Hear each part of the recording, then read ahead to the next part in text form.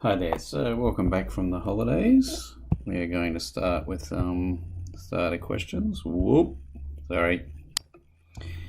Here they are, 4 questions. Have a go, pause the video, see the solutions. Okay, so the thing that I want you to remember is that when I add decimals, the first thing I do is I line up the decimal point. There's a 0 there. Okay, like so. So you get 5.45 for that one. Same for when I subtract. This term I need to borrow. Borrow again. Need to borrow again.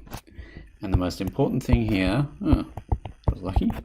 Most important thing here is that I'm lining things up so that the numbers have the same place value when they're in the same position. Okay.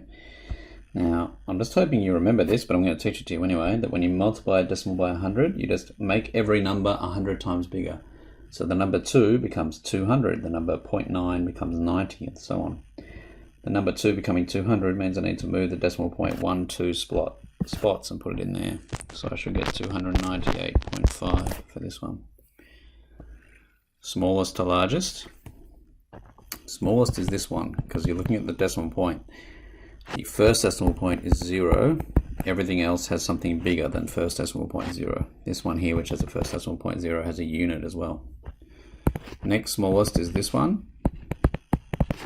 And then this one. Right, they're getting bigger as they go up. And then we have the units. So 1, 1.1, 1.02. Another way that you could approach this problem is I could just write them all like this. And sorry, I should be writing them in the order they're on the page anyway. I'll just add the ones I've got. And then you just make them all the same in terms of having the same number of decimal points. So 0, 0, 0. And now any number of decimal points doesn't really matter. These two, it's like comparing the number 6 and the number 50 in a way, because this is 6 100ths and this is 50 100ths, or 5 tenths and 0 100ths. So that's another way that you can approach this problem.